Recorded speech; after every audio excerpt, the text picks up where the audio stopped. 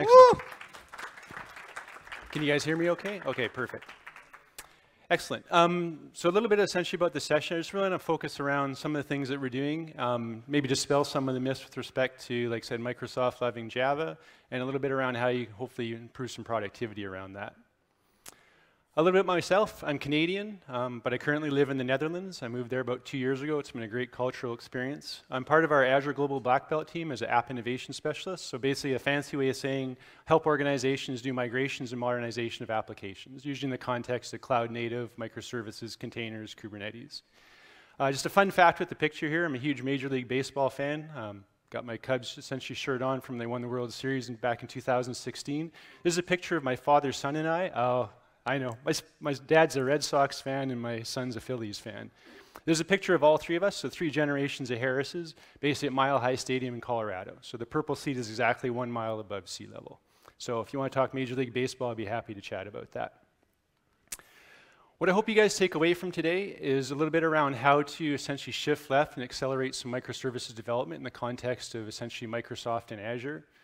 Hopefully you guys also come around with an understanding of the different application or platform as a service or PaaS options inside Azure for running your Java applications. Then lastly, hopefully you understand that actually Microsoft's been doing Java for a long time. So a little bit about the agenda. We'll go through the shift left stuff first, get into a demo. Hopefully essentially the demo gods are with us. I think all the network connections are working here. Then we're going to go through a quick overview of the different platform as a service choices, so just kind of mirror up some of those in terms of what we offer. Dispel the myth about Microsoft and Java, and then I'll wrap up with essentially a slide with a few resources. So I kind of wanted to start and talk about Microsoft's been doing Java for basically, like I said, almost 15 years. It really started back with essentially Bing back in 2008. You can look through essentially this piece here. We've done a lot essentially with toolkits around essentially Eclipse and IntelliJ essentially in the middle there. And then more recently, I said bringing those things on there to our work with essentially Eclipse Foundation, and the work that we're doing, running roughly about 2 million VMs, 2 million JVMs from Microsoft essentially internally, and we'll talk a little bit about that near the end. What I first want to start off with here is talking about, so I've been a developer for about 25 plus years in a variety of different languages, kind of seen a lot, experienced a lot, and I'm very proud essentially to be able to do my development on my local machine. But as we know, local development has its problems. So who here has run into this problem, where it works on your machine but nowhere else? Yeah, I'm pretty sure essentially everybody can put their hand up there. What I specifically want to talk about here is around GitHub Codespaces. So the idea here is essentially having a cloud development environment. So what's the advantage of that? It's the ability, I can run something essentially through a browser. I have essentially a repeatable development environment in seconds versus hours or days. A lot of what we're doing essentially inside Microsoft is looking at some of these cloud development paradigms for our engineers. So instead of taking 2 or 3 days to ramp up or start making code changes, we really want that down into, like I said, minutes and hours. So the whole idea here around Codespaces is the idea is that you're doing your development inside a container. So these containers essentially run on Azure VMs essentially underneath the hood. But the idea is I can now start to package up a container. And what can I do inside that? The Codespaces environment is specifically focused around VS Code. I'll show you some other options for essentially Windows environments or looking at IntelliJ, Eclipse, those type of things. But the idea here is that I'm starting these things up inside of a container.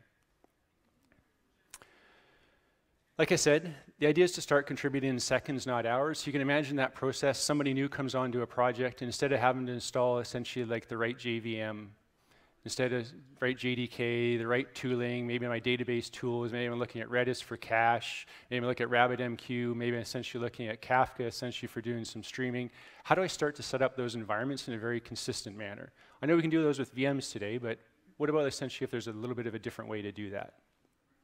And the idea here is I can have one environment maybe based off of essentially JDK version 8, one off 11, one off 17. I can run these things essentially side by side. If I have a problem with an environment, I can quickly delete it and I can quickly recreate it, and it's really attached to my code base. The other aspect I want to talk about, sometimes we think about Codespaces are running essentially a cloud VM. The other option we have here with VS Code is to use what we call remote containers. So the idea is that I'm bringing that, instead of cloud development machine, I'm bringing that down to my local machine, but my development environment is still running inside of a container, running on my local machine. So again, I can have that offline productivity around that. For the option for those that don't essentially use VS Code, we understand not everybody essentially uses our tools and products in exactly the same way. We have something recently released called Azure DevBox. This is the idea, instead of having a Linux container with my development environment, I'm really focused around a Windows container. Or sorry, a Windows essentially environment or operating system. So this allows me to put things in like essentially IntelliJ, or I can put essentially Eclipse in there. I can put any kind of tools that I want in there. I can inject those inside of a VNet inside of Azure, so I can have those essentially in like a private IP address space if I want. So there's a variety of ways we're trying to do to essentially, I guess, enhance productivity. The other piece I want to talk about here is Dapr, so it's basically distributed application runtime. I like to think of this as Microsoft's opinionated microservices framework. The whole idea here is, I've heard a lot over the last couple of days around abstraction, around essentially productivity. The idea here, with respect to Dapr, is we want to make sure that we're actually reducing code complexity and reducing a lot of our dependencies. So a lot of our goals, this is essentially open source. It's very community driven around that. We wanted to adopt some standards, so we looked at essentially standards around using that. We wanted to make sure that it worked across any cloud. It wasn't just essentially a Microsoft specific piece. We wanted to make sure you could run it locally. I can run it essentially like in my private cloud. I can run it on AWS, GCP, Azure, those different types of things. We've made it a first-class citizen inside Azure. So if I think of our integration with our Azure Kubernetes service in terms of a managed add-on, our new Azure container apps, again, it's just built into there. So this whole environment and that whole dependency logic there is all managed for you. It's really focused around some best practice building blocks. So let's jump into those and just what those look like at a high level. So down at the bottom, like I said, we have all that different hosting infrastructure, can run essentially anywhere. At the top, we've got our application code. The two ways you can, I guess there's three ways you can kind of interact with this. You can do directly through an HTTP API. So if you're just used to making HTTP requests and responses, you can 100% interact with Dapr. If you want it a little bit quicker, you can do it through gRPC calls. The other option you have is to use essentially SDKs. We have an SDK out there essentially for Java to be able to leverage these things. But the idea behind the building blocks in the middle is to help you accelerate your microservices development. So as an example, service-to-service invocation, how can I get essentially service-to-service invocation and start to do things like back-off retry logic that's just essentially built in, circuit breaker patterns? How can I get MTLS or security between services in that kind of context? How can I get tracing automatically between my services essentially going through? That's really what that building block's all about. State management is just an abstraction around a key value store. Again, allows you to kind of plug and play these things. Publish and subscribe. So how can I essentially publish a bunch of events or publish a bunch of messages and have a bunch of subscribers on there? The idea behind essentially each of these, I'm not going to go into all these because I want to kind of get into the demo, but the idea around like the Dapr pieces is you're essentially conforming to an API, and underneath the hood you do a bunch of configurations. So my state management store could be like Azure Table Storage as an example. It could be Redis cache. Could be essentially like a file. The idea is that you're configuring that abstraction underneath the hood. So from a coding perspective, imagine you've got all these dependencies. You should be able to reduce the number of dependencies you have and just put your dependency on Dapr if you're using an SDK, or if you're just using those API or gRPC directly, you have no code dependencies in there. So I don't need to have to worry about revisioning libraries. That's all offloaded or handed off to Dapr in that kind of context. And at the end of the day, hopefully it reduces your code complexity. So I always kind of talk about with organizations, if I'm doing a migration of a project or trying to retrofit this in, I think it's actually really relatively hard to do. But if I'm going through the process of building something net new and these abstractions help me, again, I just focus on reduce code complexity, reduce code dependency in terms of what I've got, then I think it's essentially a value add. Two other things I'm going to cover. The Azure Monitor OpenTelemetry-based auto-instrumentation. So the idea here is we've got our application insights resource, and what you can do without touching your code at all is I can essentially add this jar file as a Java agent, and it's going to auto-instrument your code, and we're going to see that essentially in action.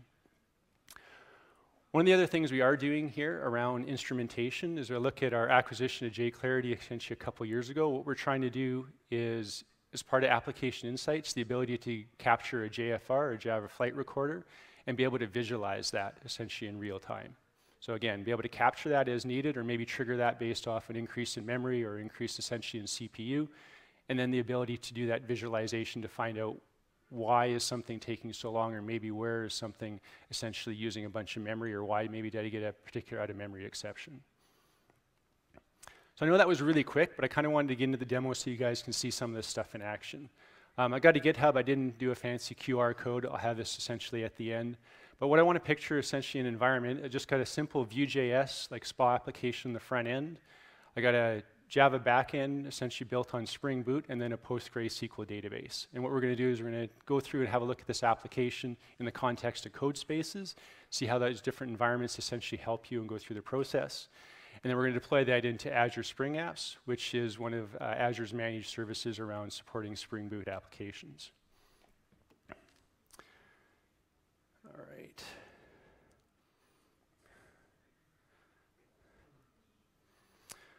So one of the first things I want to do here is just with respect to VS Code, I want to have a look at the remote containers piece. So one of the things that we've done here is to basically, if you want to quickly try out an example here, we're going to try a development container sample. There's a variety of different languages here. We're going to go and we're going to pick the Java one. And you can see this is going to start up relatively quickly. I've already happened to, like I said, download and cache the image accordingly. But what this is doing is taking a base container image. It's got our OpenJDK, so the Microsoft's OpenJDK essentially inside there. It's got a little sample application, and you can start up this environment. So if I do something simple like go through this process, you can see there I've got the OpenJDK in a particular version. I'll show you how you can backport this to, like I said, a version 8 or a version 11. But the idea is I've got everything essentially inside here. There we go. Sorry about that, cutting that side off.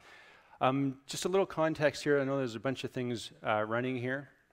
But if I have a quick look inside this dev container, so this is the special folder inside here, you're going to see these are all the instructions. So I have a particular Docker file of what to use and what to build. The variant here, so 17 bullseye versus 11 bullseye, these are the different essentially JDK versions that I can actually go. So I can quickly, just by changing this to 11-bullseye, restarting this, it's going to give me a brand new container. It's going to have essentially JDK version 11 inside there. Have a look at the Docker file. So again, these are a bunch of the arguments going in here. You can see, so as a part of this, we're installing Maven. We chose not to install Gradle. This is just a default one, essentially out of the box. There's a Node version on here. The other one I want to call here around the essentially extensions. So again, just keep these essentially relatively simple. There's a extension pack here for Java, and it installs a variety of different things in terms of like language support and everything. If we quickly look at just a sample, this is just a hello world, but I just want to show the simplicity of just kind of getting this up and running essentially in a remote container locally. You can see down here I've got my Java project, so I can just hit here. Got my debug point. I'm going to actually, it's going to go through, it's going to compile, it's going to run this. I've got my breakpoint. I can let it run, so you can see essentially the debugger, and I got quite a pretty good, like I said, out of the box working experience around that. Okay, enough with the local one. So let's just close that one down. I'm going to jump into essentially Codespaces here. So this is essentially a feature around GitHub. So we know that we have a lot of essentially open source projects out there. Codespaces is something you can enable at an organization level, and then there's things essentially you can do for like budgeting and everything else. I don't want to get too much into detail around that, just kind of show you what an experience is. So the idea here I want to be able to show in this repo that I built here for the JDD conference is I've got this all set up, and I got quite a complex environment set up in terms of a number of moving parts that we're going to go through. But what I should be able to do if I've got Codespaces enabled, I can go here and I can create a new Codespace. I can get right up to 32 core machines. Obviously, you pay for them accordingly, but I can get quite a powerful development machine. I've got one up and running here already. Again, I kind of wanted to prime everything essentially going through. Now, if I have a look at this environment here, again, this is the same one. If you've got Codespace, you should be able to take that repo, clone it, and get this exact environment that I've got here. If I look at this dev container, there's a variety of things inside here. One of the things that's a little bit different about this than the samples one is I'm using a Docker compose file. What that allows me to do essentially is create an actual Docker network environment inside there and have additional containers. In this case, I've got my main development container, and I've also got a PostgreSQL database container. I could add a Redis container, I could add RabbitMQ, I could add a number. Just the more memory and the more CPU you need for the more containers in that are running. A couple other in terms of the customizations, those extensions, we talked about that Java pack. So that's this top one here. I've installed the Azure Spring Cloud extension. So again, instead of having to manually install these, all the extensions or anything that makes me productive, I can add on top there. You can see I've added the SQL tools here for pSQL, or basically the PostgreSQL command line to be able to execute.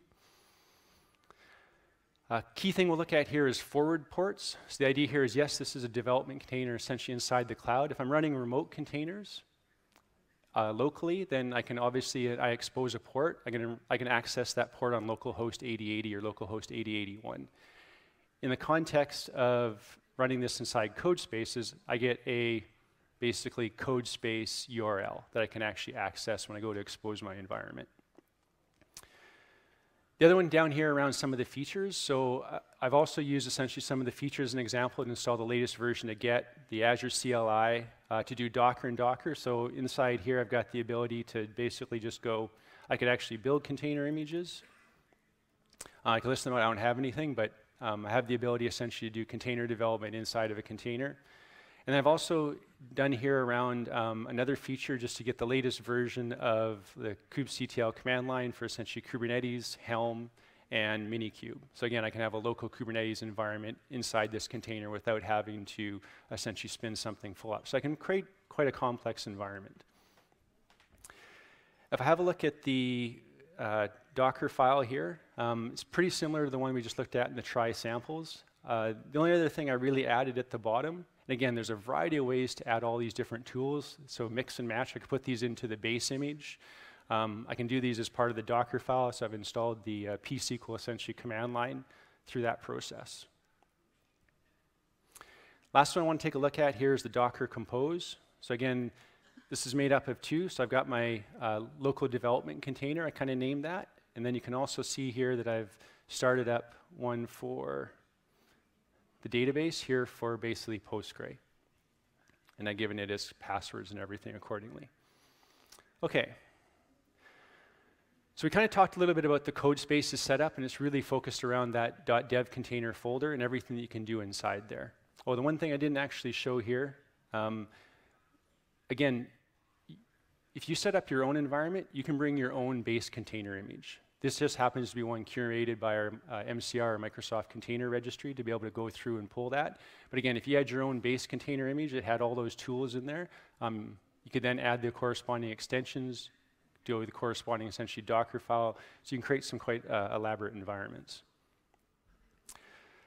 So just to look at like a couple of the tools, and I know this might be a little harder essentially for some to see on the back, but just looking here, I'm going to run through this. But you get a feeling here, so I got Java installed, essentially JDK, the same one we just looked at, basically version number 17 based on our Microsoft Open JDK. I got a version of Maven on there, I got a version of Gradle on there, got the kubectl command line, I got Minikube essentially installed on there. We saw the Docker and Docker, I got curl, git, node, npm. So I can create quite an elaborate environment in terms of essentially going through all these processes.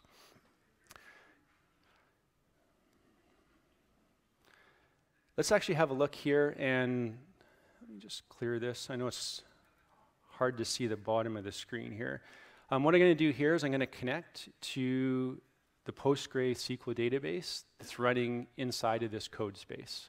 So you can see there I've got the command line. I can list out the databases. I can go and I can actually change over to that database. I can list out here's some records and correspondingly, and I can essentially quit that out. Through that same command line, I can go and I can access, let me just quit out first. I can go through the process and I can connect to, assume I typed the password incorrectly. I got the same ones here essentially, except now instead of connecting to the local one on localhost, I'm connecting to the one inside Azure.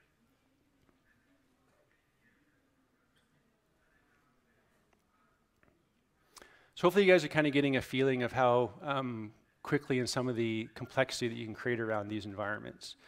Now, wouldn't be kind of essentially any test. Let's go through the process and let's actually spin this up. So let's just do essentially like we do like local development. Again, we got that SPA application talking to you. It's basically a REST-based API written in Spring Boot. So let's start up this back end. It might be kind of hard for the folks essentially like in the back to see, but what you're going to see in the bottom right-hand corner is just a little pop-up box happens to be running on 8080.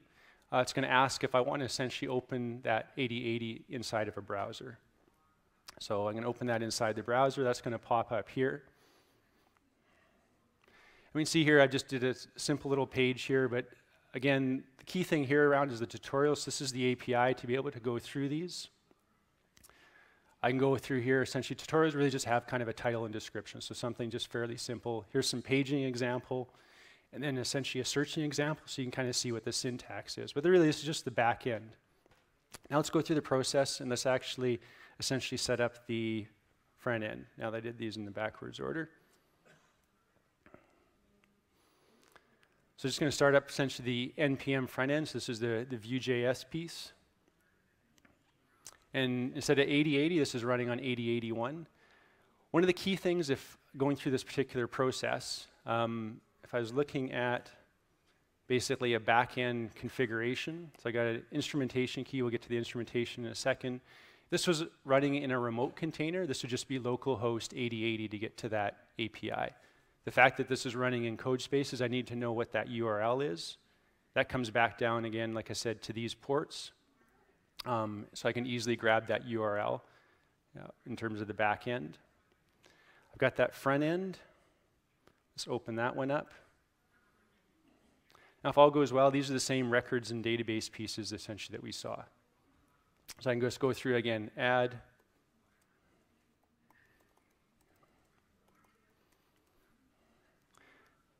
And then kind of get the idea here. Just again, just some simple little CRUD so we can actually generate some data. That'll be important for when we go to have a look at the application insights piece. So again, hopefully you get a feeling of that local development experience. I could put a debugger on here, and when I go through, I could actually trace through and go through everything accordingly. All right, let me just stop those.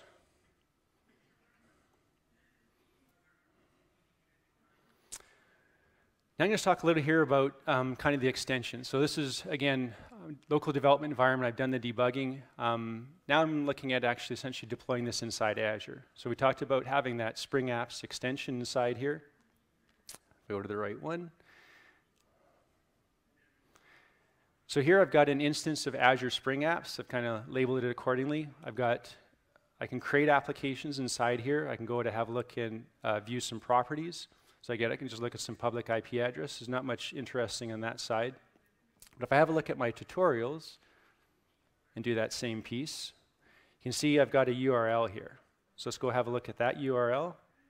Again, see the very similar format, but now I'm running this inside essentially Azure Spring Apps. Go through the same thing, essentially look on the UI.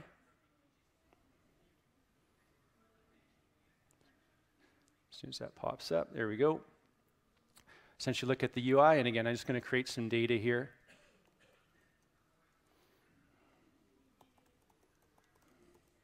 You can tell I'm a developer, not very creative. Go and have a look at that. Edit this. Fix some spelling mistakes. And then we'll come back. So looking back in here, again, there's a variety of different ways I can look at the application instances, so I can look at the different replicas. If I was actually looking through this process, I can start to, if I look at the actual essentially instance, I can start streaming the logs. So if I had things that were essentially there for my logger and my debugger, I could start seeing those and essentially stream through.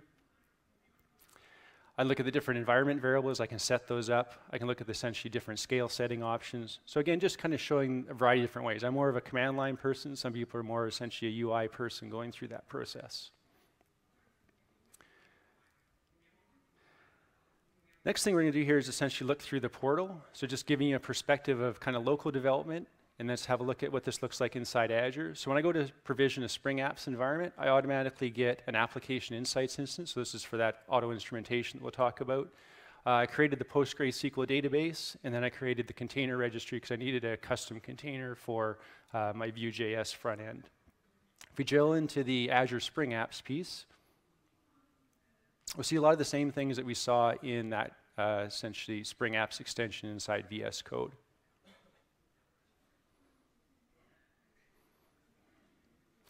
What we'll hopefully see here essentially going through is we'll see overview, and then we'll see the different applications. One of the other things that Spring Apps has is the ability to do essentially a config server.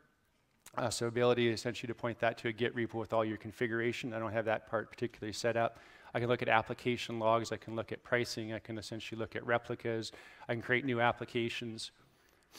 So if we drill into the applications part, we can see that we've got two of them here. The tutorials one we saw, which is the back end, and the UI, which is the front end. If we go into the tutorials one here, we'll see, go here to deploy, well, let's go through the deployments here first.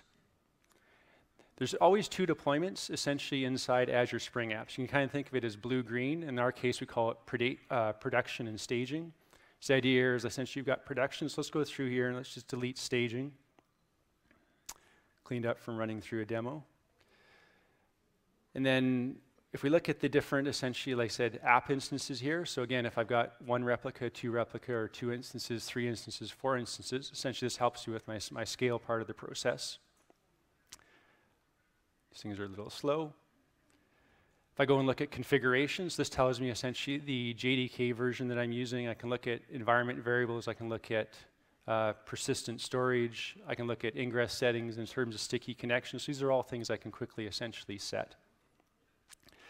Just back on the deployment piece, I just want to run through this again from the machine here. So we're in the API. Let's just package that up. So let's create our essentially jar file here through Maven. I could do the deployment essentially through the extension. I'll do it through essentially the command line here. And what we should see again is this is just creating that green. So you can imagine here I've got an existing running application or V1 sitting there inside staging. I'm going to create essentially V2 or a green deployment. Put that into staging. I'll show you a URL that you can get to. I can access, I can test it, I can try it out, and then I can simply essentially swap the two. So again, I have that blue-green capability inside Azure Spring Apps. Do a quick refresh. Let me see it. We've got the green there, and it's a matter of going through so I can have a look and see there's a staging URL. So I can click on that staging URL, and it's still essentially that process essentially is still building up, that container is still building. But once that's up and running, then I got access and I can check that particular essentially deployment. Once I'm happy with that deployment, I can simply then just go and set this as production. Okay, getting this near the end here. Got a couple commands. Last one I want to show here essentially is the instrumentation inside the portal. So if I just back out of this for a little bit. Oh, too far. So inside Azure Spring Apps, like I talked about, we have that application insights instance that's automatically created. We talked about the Java agent, so the auto instrumentation for the jar file. This comes up to show essentially where that integration comes in.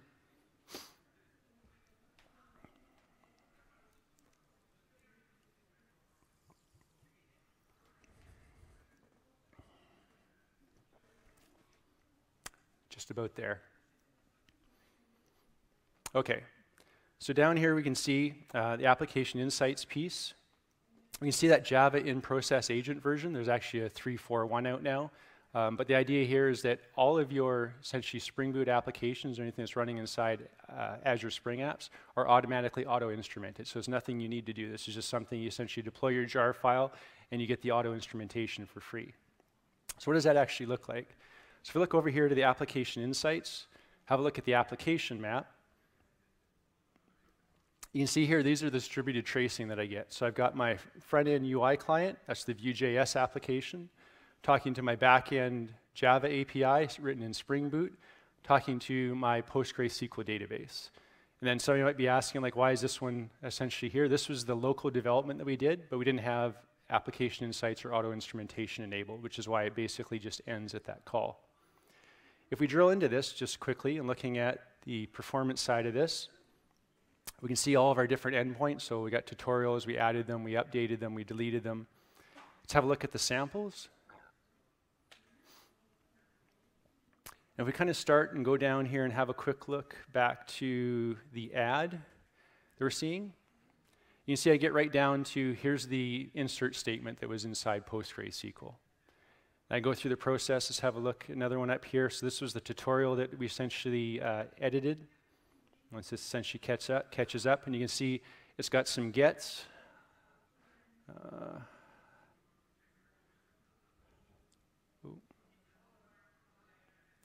Okay, well, what you should see in here is you should see some selects. This should be our update from when we basically made the small change. And then this was another update as well. So you can essentially see everything together. And this just happened to be captured underneath that particular page session. Okay. Excellent.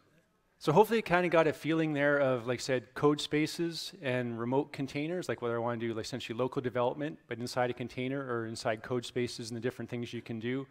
Sample application, along with essentially a little bit of visibility around Azure Spring Apps, and then also is looking at the auto instrumentation. So just here, I'm going to just see, just in the interest of time here, I'm going to go through and get to, I'm just going to talk about essentially this all-encompassing slide. So when I think about our different essentially platform as a service options inside Azure for running Java, so we've got our essentially like Jakarta or the older J2E stuff essentially along the top. We've got our different application frameworks. Now I think about the options to run those essentially inside Azure. So obviously you can run them on a VM, which we're used to, but if I look over at the platform as a service, I'll start with Azure App Service in the middle. These are really essentially platform as a service for running Tomcat and JBoss environments. So JBoss EAP, or Enterprise Application Platform, it's a joint partnership we have with Red Hat. So you can essentially install or run your JBoss applications in a fully supported manner on top of Azure. If I look at it in terms of Azure Spring Apps, this is essentially a fairly new service for us. This is really focused around doing Spring Boot applications. So again, fully managed. We've got the instrumentation, we've got the monitoring essentially built into that platform. It's really focused around, like I said, those Spring Boot applications. And then looking at, what I'm trying to say around that. Okay, I'll come back to that one. Looking at essentially container platform as a service, looking at, if I don't want to run jar files, or essentially I'm not looking at essentially doing that, I want to do containerized development. I really want to focus around building that container. We've got three different options. We've got our managed Kubernetes service, or AKS, for being able to do that. So again, fully managed. We've got another joint partnership around Red Hat with essentially OpenShift, or we call it Arrow, or Azure Red Hat OpenShift. So again, fully managed, fully supported environment for running containers. Or we got our new service focused around Azure Container Apps, really focused around essentially developers. So getting out of the habit of having to manage and maintain infrastructure underneath the hood, or basically remove the complexity of Kubernetes.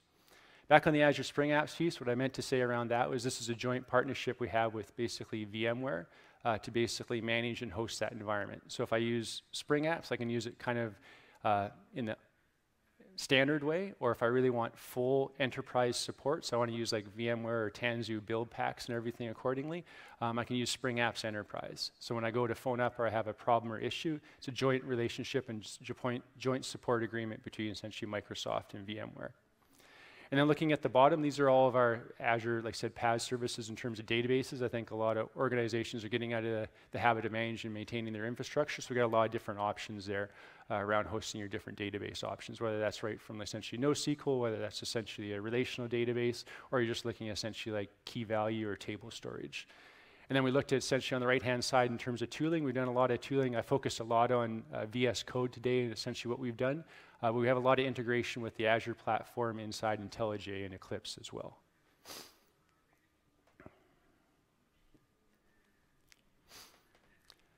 So kind of, we went through essentially the platform options. Now just talking about essentially community engagement. So I think from like a Microsoft perspective, I think a lot of people are very surprised at the involvement we have essentially with the Eclipse Foundation. What we've done through our own build, essentially the Microsoft Open JDK. So again, it's pure Open JDK, right from like open source, just it's a fully supported version on top of Azure. So when we go to essentially use those pieces inside remote containers, we use those inside Codespaces, we use those inside of our own internal systems. We've got a fully supported manner. We've got lots of experience essentially running through that. We talked about our Spring relationships. This is that joint partnership with VMware and Tanzu on that side. And then GitHub really is that kind of integration point there with a lot of the open source developers out there. Just recently, around the Eclipse Foundation, so Microsoft's become a strategic member around that. So again, just a little bit showing we're doing a lot and we're trying to give back a lot to the community. I think it's changed a lot from like the days where we just basically took something. Now we're taking stuff, we're trying to essentially iterate on it, use it, and give it back to the community as much as possible. We talked about that strong partner ecosystem. We mentioned Red Hat and basically VMware already, but we do a lot essentially with like IBM and Oracle. So we have WebLogic options. We got essentially not so much web application server, but open liberty options in terms of on top of AKS. We got some integration with respect to Oracle. We do a lot for essentially Confluent Cloud and be able to run essentially your own essentially Kafka or managed Kafka environment on that. You can build your own, but you can also essentially run a managed version of that. We have some services around Redis with respect to enterprise. And then we've got all the different essentially open source or Linux distributions essentially along the bottom. Wouldn't be complete if we didn't have a lot of large enterprises, so I kind of like to partner, like I said, Adobe. FedEx is another one of our big customers. I forgot that logo essentially on here. But they do a lot around essentially their heavy Java shop, and they do a lot through essentially delivering a lot of their services, like I said, all those overtime and all the delivery receipts and notifications through Azure. And then just kind of recapping, taking kind of, like I said, a step back. So we talked about that journey starting in 2008 with Bing. We do a lot of Java with respect to acquisition through essentially LinkedIn. We do a lot of Yammer is all built on top of Java. Minecraft's pretty common, but again, another piece with respect to, like I said, Microsoft. We contribute a lot to the Android App Store in terms of that ecosystem. And then a lot of people don't really know, but every ARM request that you make inside Azure is all served up by Java JVMs. So a lot of the Azure control plane essentially is all built on top of Java. So hopefully, I know that was kind of like a quick tour, but hopefully you got a really good understanding of how we can help essentially shift left and accelerate microservices development with respect to like Codespaces, containers. We didn't get too much into DevBox or Dapper. We just tried to touch on a few things. The app insights, auto instrumentation. Understanding the Azure platform options for Java. So we talked about that JBoss EAP on top of App Service. Talked about essentially the joint partnership for Spring Boot on top of essentially Spring Apps. Or if you're doing containers, you got lots of options for AKS, Azure Container Apps, as well as essentially Azure Red Hat OpenShift. And then dispelling the myth. So we do a lot in the community. We have a ton in terms of like the partner ecosystem. We have a lot of our large enterprises that leverage Java and run that on top of Azure. And then we do a ton inside as well. Like I said, we got roughly, like I said, 2 million plus JVMs running. Those are just our internal services. That's not what our partners and our customers and stuff like that are using. And then hopefully you got to see some of these things in action with the demo. So with that, I kind of want to wrap up with the essentially list of resources. So the QR code here is for the top one. You'll get a number of different essentially Java resources to kind of get you started. And then I left some other ones in here for, like I said, Codespaces for those folks that want to get started, or if you want to get started with remote containers in that Java development example. Azure DevBox is fairly new. It's just in preview. The Dapper docs essentially are there, and then I left the JDD repo, the repo that I just did that I guys showed you the demo around Codespaces on inside there, and I'll leave that up. And with that, I've finished a few minutes early, essentially before lunch. I didn't want to make sure hold you guys up for lunch, so hopefully you guys enjoyed that. Hopefully that was informative, and yeah, enjoy the rest of the conference.